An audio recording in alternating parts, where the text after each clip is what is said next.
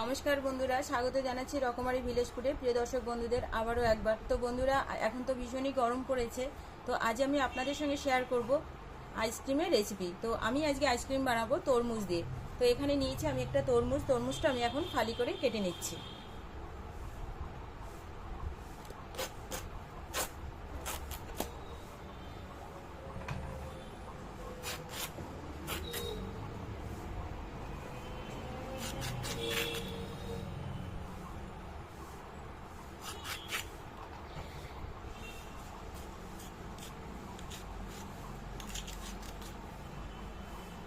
এইভাবে আমি খোসাটা ছাড়িয়ে নিচ্ছি।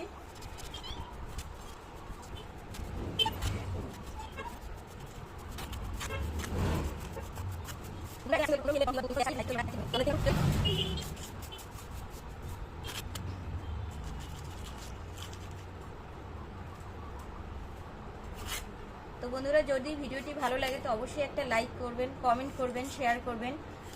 আর অনুরোধ রইল বিশেষভাবে যে সাবস্ক্রাইব করে আমার পাশে থাকবেন। তো আমার পুরো খোসা ছাড়ানো হয়ে গেছে, এখন আমি এই তরমুজটাকে গ্রেট করে নেব। তো আমি এখানে তরমুজটা এইভাবে এটা দিয়ে আমি গ্রেট করে নিচ্ছি। আমি এই ছোট দিকটাই এইভাবে গ্রেট করে নিচ্ছি।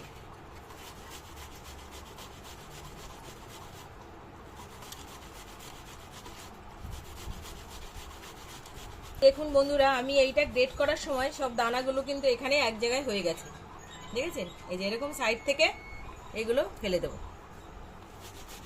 আর যেগুলো থাকবে এমনি আমি তুলে তুলে ফেলে দেবো। আর এই গ্রেট করাটা একদম মিহি করে গ্রেট করবেন। আর আমি এটা ছাকবো না, কারণ এটা তরমুজের তো আর ছিবড়া বেরোয় না, কিন্তু আমি ছিবড়া ছাকলে হয়তো বেরোবে, কিন্তু আমি ফেলবো না এটা। তো বন্ধুরা, আমার জুসটা বের করা হয়ে গেছে। এখন আমি এখানে দিয়ে দিচ্ছি এই তরমুজটা 2 কেজির মতো, 2 কেজির থেকে একটু বেশি ওয়েট আছে। তো তার জন্য এখানে আমি 7 চামচ চিনি দেবো। চিনিটা আমি এখানে মিক্সিতে গুঁড়ো করে নিয়েছি, তো 7 চামচ এখানে দিয়ে দিচ্ছি। তো আপনারা তরমুজটা মিষ্টি বুঝেই দেবেন।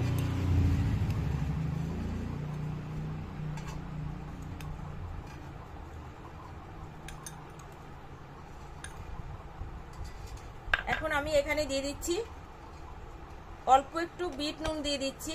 যে কোনো মিষ্টিতে একটু নুন দিলে কিন্তু তার টেস্টটা অনেক অনেক বেশি স্ট্রং হয়, তো আমি তার জন্য এখানে দিয়ে দিচ্ছি। তো বিট নুনটাই দেবেন, আর চাইলে আপনারা নাও দিতে পারেন। এখন আমি ভালো করে এটা মিশিয়ে নিচ্ছি। তো বন্ধুরা, আমি আইসক্রিমটা তৈরি করার জন্য এখানে নিয়েছি একটা আইসক্রিম মোল্ডস। তো সেটার মধ্যে আমি এখন আস্তে আস্তে করে দিয়ে দিচ্ছি।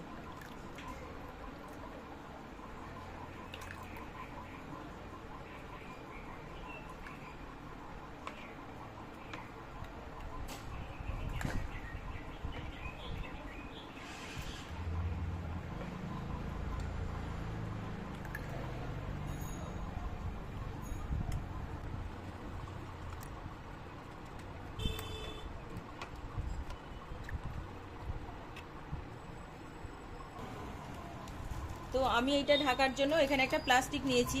তো আপনারা চাইলে যে কোনো প্লাস্টিক বা ফয়েল পেপারও নিতে পারেন। এবার আমি একটা গার্ডার দিয়ে দেবো এখানে।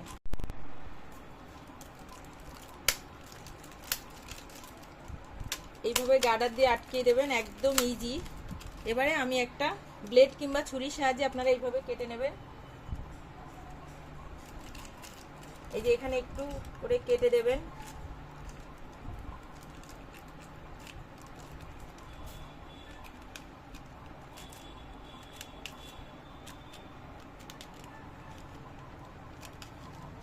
এখন আমি এখানে কাঠিগুলো বসিয়ে দিচ্ছি।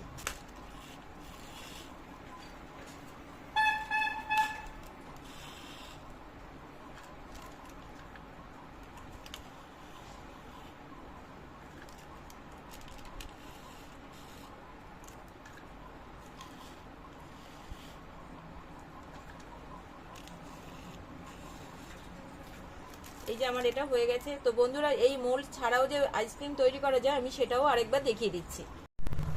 তো বন্ধুরা, দশকর্মার দোকানে যে চা কিংবা কফির যে আমরা কাপগুলো কিনে আনি সেই কাপেও তৈরি করা যায়। তো আমি সেরকমই কাপ কিনে নিয়ে এসেছি, এখন সেটার মধ্যেও দিয়ে দিচ্ছি।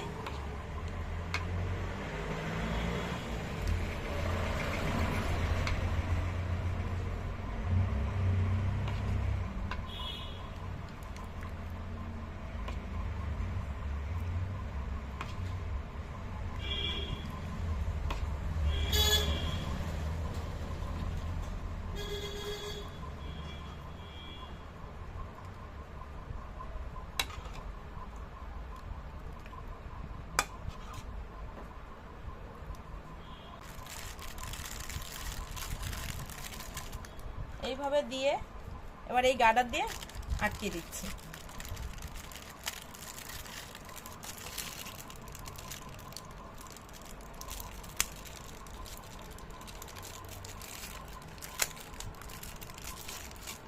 এই যে এইভাবে আটকে দিয়েছি, প্রত্যেকটা এইভাবে আমি আটকে দেবো। তো বন্ধুরা সবগুলো এইভাবে আমি ফয়েল প্লাস্টিক দিয়ে গার্ডার দিয়ে আটকে নিয়েছি। এখন আমি ওই একইভাবে ব্লেড দিয়ে, তো আপনারা চাইলে ছুরি দিয়েও করতে পারেন, এইভাবে একটু কেটে দিচ্ছি কাঠিটা বসাবার জন্য।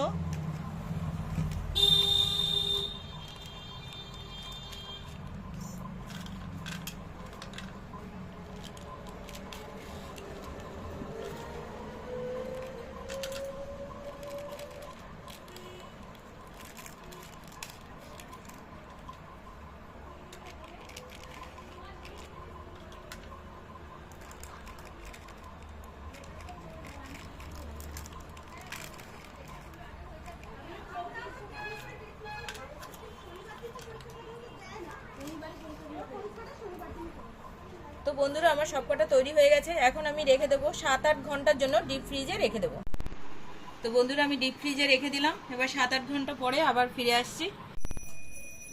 তো বন্ধুরা আমি যে আইসক্রিমটা তৈরি করেছিলাম, বললাম 7-8 ঘন্টা পরে আমি ফিরে আসবো। তো আমি এই যে ফিরে আসছি আইসক্রিমটা নিয়ে, এখন আমি খুলবো। তো আপনারা চাইলে সারা রাতও রেখে দিতে পারেন।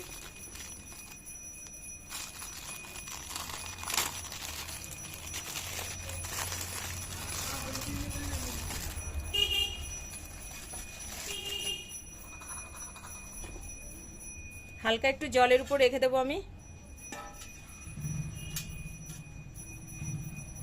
আর ততক্ষণে এটাও আমি ছাড়িয়ে নিই।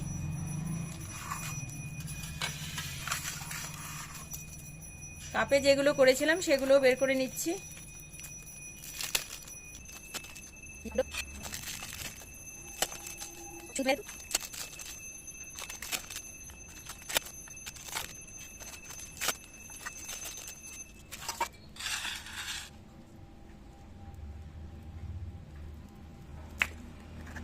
দেখুন কি সুন্দর উঠে গেছে।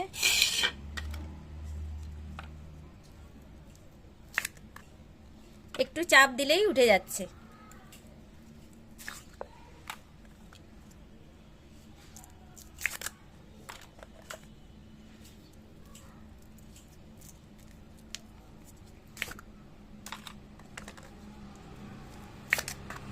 গরমকালে এরকম সুন্দর তরমুজের আইসক্রিম, তরমুজ তো আমরা খাই, কিন্তু একটু এইভাবে খেলে দেখবেন ফ্লেভারটাও সুন্দর পাবেন আর খেতেও দারুণ মজা লাগবে।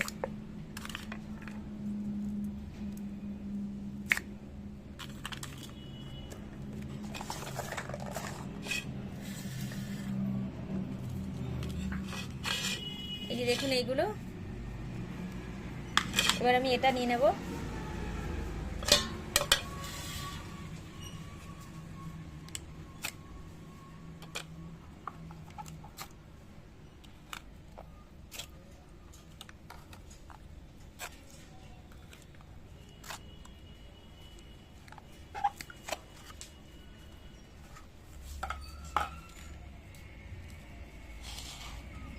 তো বন্ধুরা এই দেখুন আমার আইসক্রিমটা একদম তৈরি।